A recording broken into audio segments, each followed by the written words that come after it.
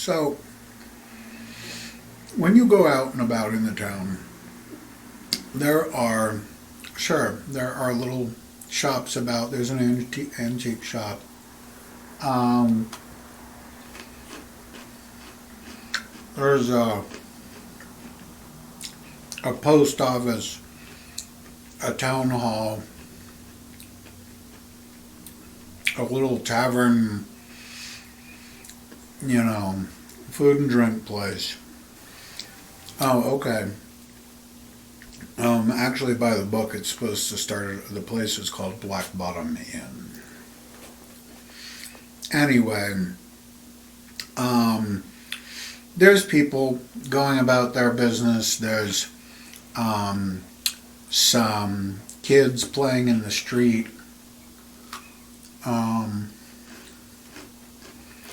And you know what? Actually, no, this place is too small. It wouldn't have a library. But as I said, it has a town hall. Then I'll go there. Okay. What do you want to do at the town hall? Look at city records. Well, again, we're talking about a little village. But I'm sure there would be some kind of records, yes. Or perhaps there's somebody you could talk to. An old lady, maybe. What do you want to know? I want to find out some information on the Crowley house. I have an idea. She can be like, ooh, there's a lot of mystique about that place. She would say that she doesn't personally know. She only moved here a few years ago. Why would she only move here a few years ago? She came to live with her sister because her husband died. And now she was a widow. She couldn't support herself, so she came here to live with her sister. And now even her sister died, and she has replaced her as the record keeper or whatever. So,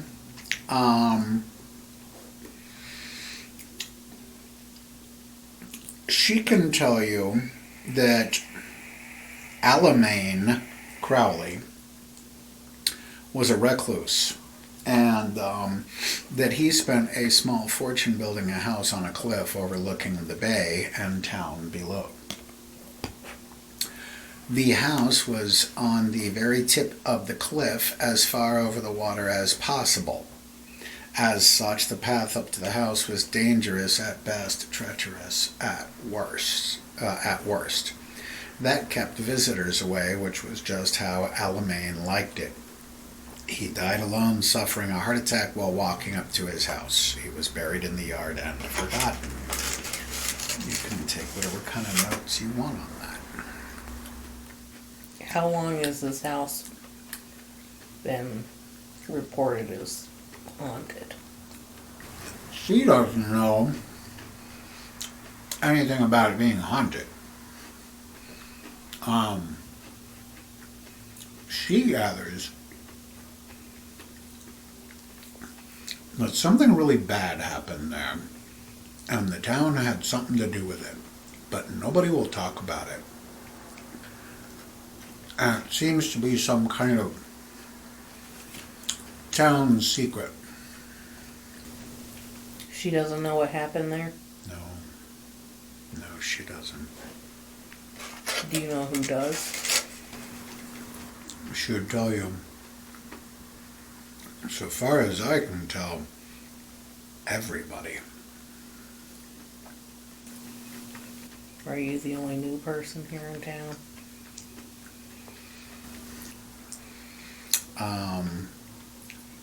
It's funny that you asked that. If there's anybody else who hasn't been here long. The town priest just came here 6 months ago, replacing the previous priest who disappeared. Nobody seems to know what happened to him.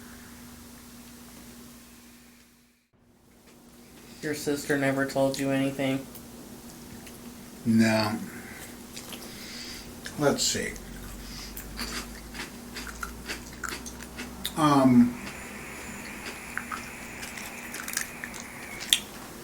The sister never told her anything and warned her not to let her husband hear her talking about it. And nobody lives in this house now because I thought I saw a light on over there last night.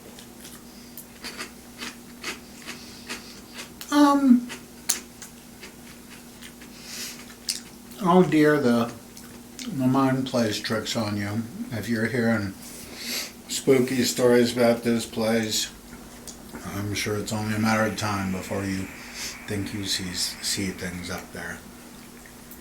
Well, then I'll walk over to the priest. Thank you for your time, ma'am. So, the priest, he tells you that he's just filling in until they find a new priest for this parish, because the last one left suddenly. What was his name? Boblin. I have no idea. Father Boblin. He was Father Boblin. And you don't know why he left? No, but priests abandoning their posts in small little towns like this is not entirely unheard of. Did he have family, mom, dad, No. brothers, sisters? No. In his diary, we'll do it that way. The last thing that he wrote is that he was asked by the town council to do an exorcism at the Crowley house. Actually, no. No. He told his acolyte, or whatever it's called, to prepare for the order of the exorcism. So this is secondhand coming from the, you remember the kid in that Hammer Dracula movie? Yeah. So, he says that Father Boblin told him to prepare for the rite of exorcism, I believe it's called, because he said the town council had asked him to do an exorcism at the Crowley house. So yeah, we'll just ditch the whole diary thing.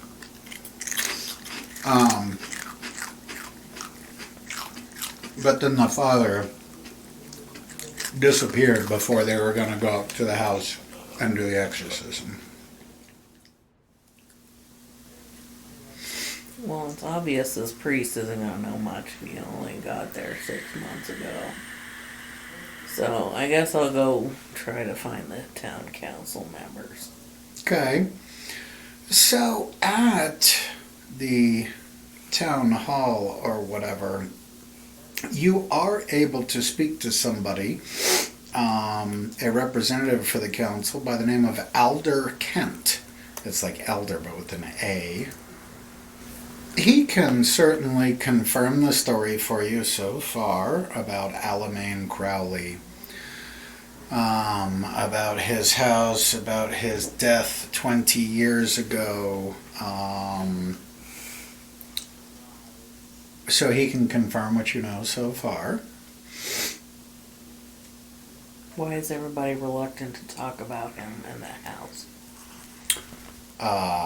He doesn't know anything about that. He's happy to answer any questions you have.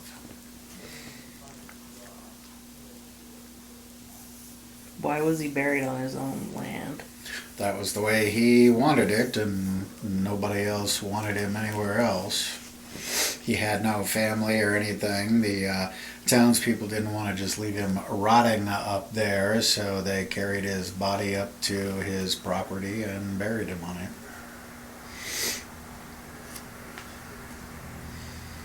What do you have to say about the rumors that say it's haunted? Oh, that's just children's stories. Nobody takes them seriously. I saw a light up there last night. Any idea what that is? No, unless some drifter has decided to take up residence in there or something. Is there anybody that knows a lot about the house that will tell me? Well, there's really not much to know. He was a recluse. He wanted to be away from people. So there's really not much to tell about it.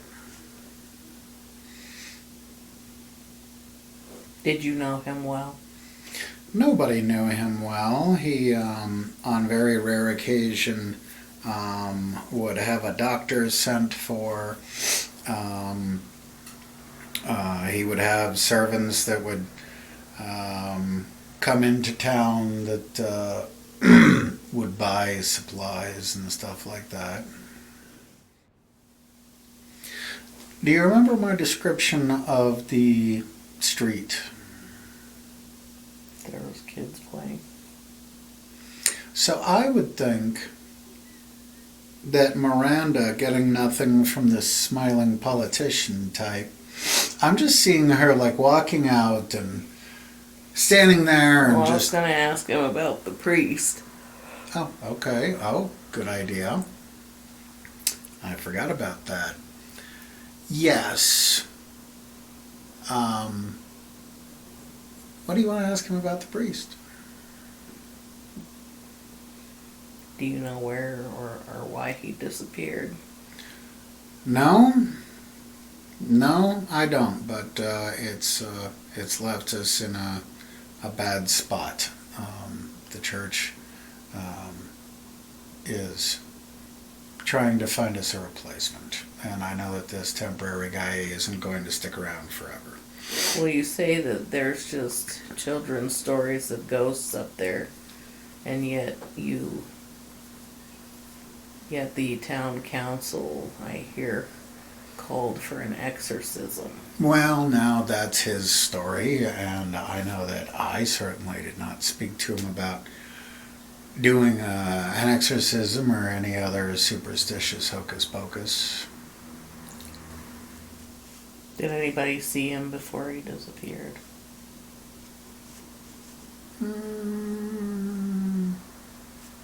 Not in any unusual way.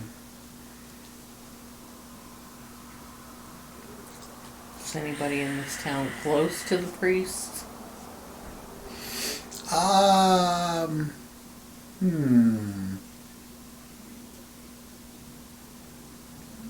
No. Or have a grudge against him?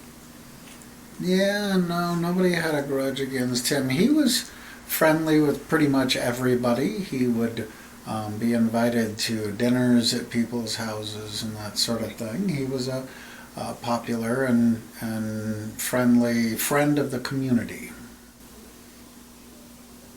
So you claim that you know nothing of asking him to do an exorcism? I certainly did not ask him to do an exorcism. The town council guy feels like the father just ran off. That there's nothing mysterious about this. He abandoned his post. Well, then I guess I'll leave. I can't think of anything to ask. Well, I say let's have you talk to the kids and then we will call it here. Well, I liked the way it was playing out, or that I was starting to play it out, that you walk out of the town hall. You're kind of feeling like you're getting nowhere. last couple of people you talked to, all they really did was confirm what you already know, although that's, valuable too. And you're just standing there kind of looking around thinking about what to do next. Are you the type that you think you'd kind of sit down in exasperation? Yeah.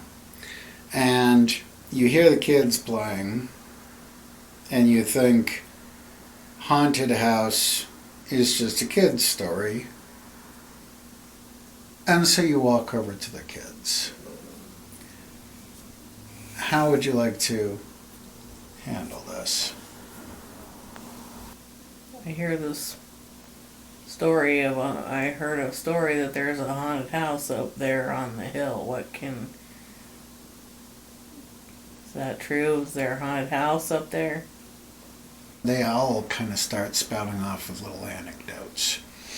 Like, I went up there this one time and I saw this and that, and I peeked in the window once, and no, you did not, I did too. I went up there and I looked in the window and I saw blah, blah, blah. Somebody else is saying we ain't supposed to go up there. So kind of a lot of stuff coming out at once. How would you like to try to sort it out? I asked the one, why aren't you allowed to go up there?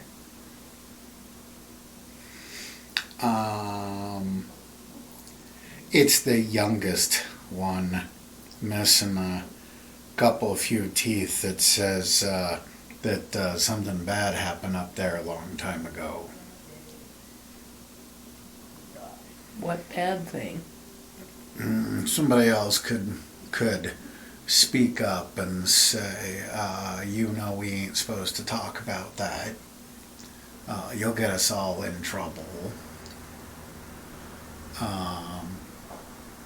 Maybe one even says, no, I ain't talking about that. I'm talking about that thing we saw. And a couple of them, shh, would you shut up? You're going to get us in trouble.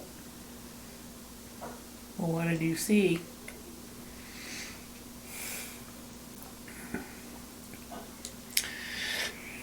It's the oldest one who says they ain't gonna tell you. They's too scared to get in trouble, but I could tell you if you make it worth my while. Here's to Gil.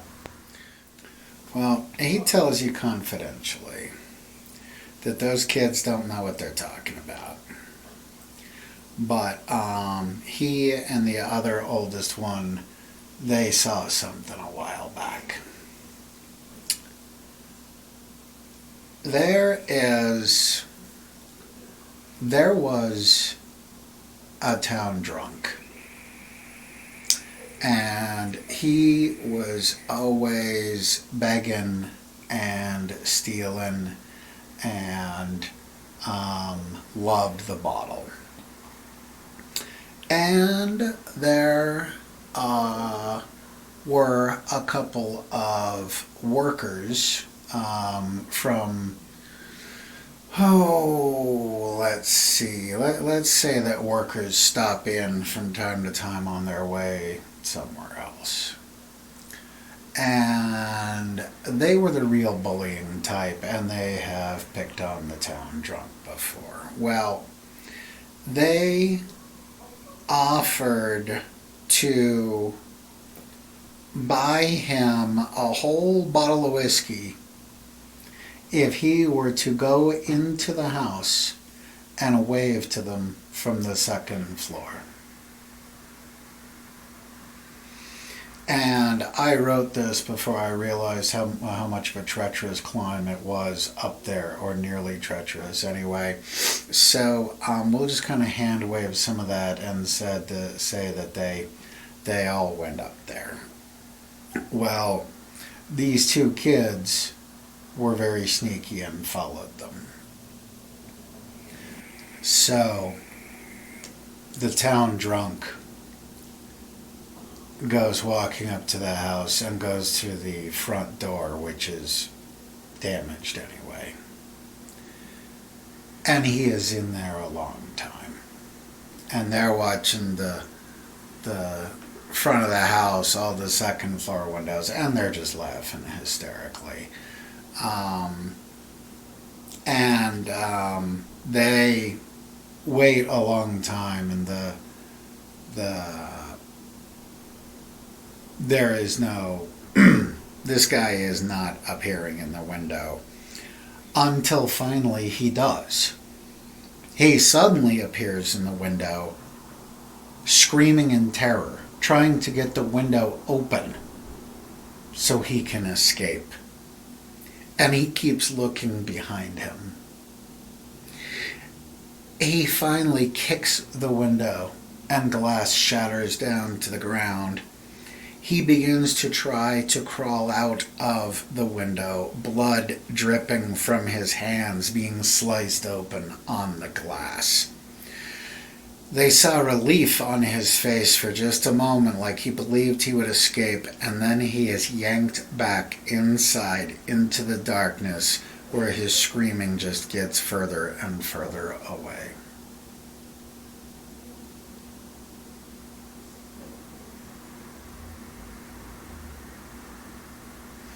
The two bullies ran for their lives. Suddenly you hear Mrs. Carmody's voice shout out, "You kids need to go home and mind your ma and pa." And they scatter. Seems everybody responds to the Mrs. Carmody voice. And she just kind of glares at you that you've been talking to these kids. And now you're left standing there trying to figure out what all of this means. And I say we leave it there for this first session.